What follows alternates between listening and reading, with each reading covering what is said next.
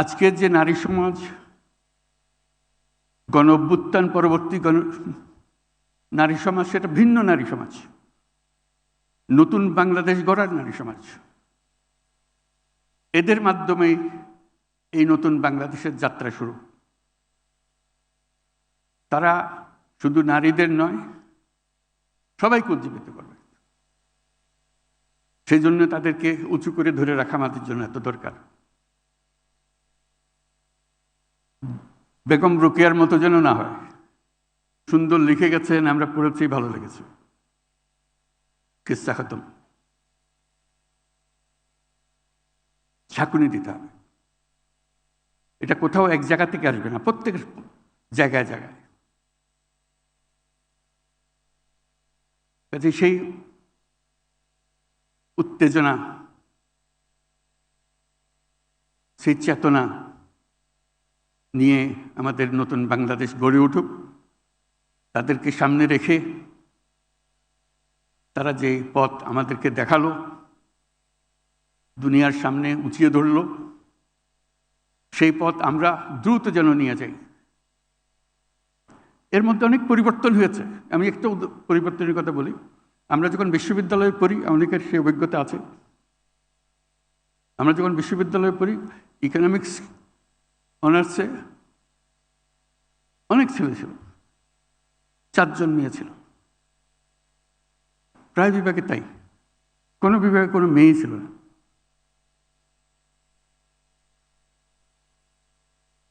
আজকে যে কোনো শিক্ষায়তনে যাও, মেয়ে উপচে পড়ছে। এদিন ঢাকা বিশ্ববিদ্যালয়ের খবর নিলাম, এখন অর্ধেক অর্ধেক অর্ধেক ছিল, অর্ধেক মেয়ে। আমি শুধু জিজ্ঞেস করলাম, মেয়েদের হল কয়টা? বলে 5টা। আর ছেলেদের 13টা। বললাম যে এটা কোন বিচার হলো? মেয়েদের তো সবসময় সবার প্রথমে দরকার থাকার জায়গা। ছেলেরা তো যেখানে সেখানে সময় কাটাতে পারে, মেয়েরা তো পারছে না, পারবে না। ওই হলো অবস্থা, আমাদের চিন্তার অবস্থা। কাজে আমাদেরকে স্পেস ছেড়ে দিতে হবে। মেয়েরা এসছে, তারা যার জায়গায় দখল করবে, নেতৃত্ব দেবে, সেটা অলরেডি গণ অভ্যুত্থানে দেখিয়েছে। আজকে আমাদের সামনে যারা বসে আছে, তারা আমাদেরকে বের করে আনবে। বেগম রোকেয়া যে ডাক দিয়েছিল, সেই ডাক 100 বছর পরে হলেও এখানে যেন শোনা যায়। আমরা যেন এটা করতে পারি। ওই যে বললাম যে প্রত্যেকের জীবনী লিখতে হতো, এটা কঠিন কাজ। এক মহিলা যার লিখতেও পারে না, পড়তেও পারে না, নিজের নামও জানে না, তার জীবনী লেখা, তাকে স্মরণ করে ঘন্টার পর ঘন্টা তার সঙ্গে কাটাতে হয়, দিনের পর দিন তাকে কাটাতে হয়। কারণ আমরা নির্দিষ্ট করে এই সমস্ত তথ্য তোমাকে জোগাড় করতে হবে। তাকে বহুজনের সঙ্গে আলাপ করে শুনতে পারবে। তো যেহেতু আমাদের সংখ্যা বাড়ছে, মেয়ের সংখ্যা বাড়ছে, হাজারে হাজারে হচ্ছে, আমাদের আত্মজীবনী সংখ্যা বাড়ছে।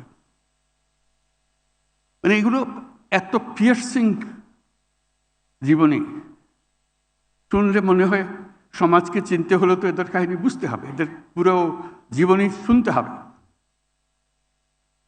আমি বললাম এক কাজ করে এখান থেকে বাছাই করে কয়টা নাও, একটা বই করে দেখ, অন্যরা পড়ার সুযোগ পায়। কিন্তু আমরা পড়ছি শুধু, আমাদের স্তূপ হয়ে যাচ্ছে।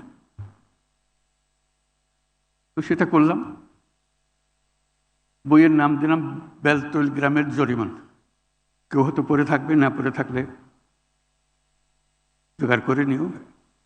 বহু বছর আগের মেয়েরা, গ্রামের মেয়েরা কীভাবে তাদের জীবন কাটিয়েছে তার কাহিনী।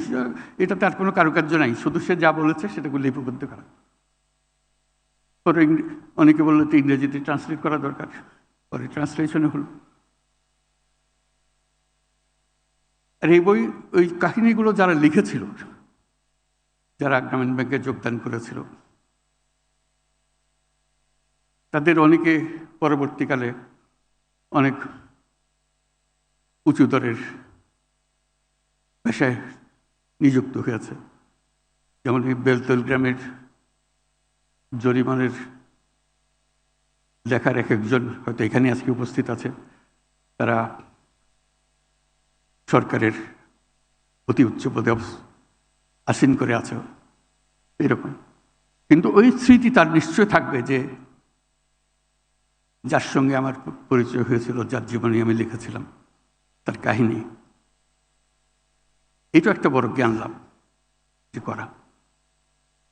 আজকে এদের উসিলায় আমরা যেন আবার নিজের দিকে তাকাতে পারি, আমরা কোথায় আছি। বেগম রোকেয়া যদি স্বপ্ন দেখতে পারে, আমরাও তো পারি স্বপ্ন দেখতে, অসুবিধা কি? দেখি না একবার বেগম রোকেয়া কদ্দুরে গিয়ে দিয়ে গেছে, আমরা অনেক দূর নিয়ে যাব। আর কিছু করতে না পারি, স্বপ্নটা তো দেখতে পারি। বেগম রোকেয়া তাই করেছে, স্বপ্ন দেখে গেছে। বেশি কাজ করতে পারিনি, স্কুল করেছে ঠিক আছে, কিন্তু আমরা অনেক কাজ করতে গেছি। আজকে টেকনোলজির যুগে পারা যায় না এমন কোনো কাজ নেই, শুধু মন ঠিক করা।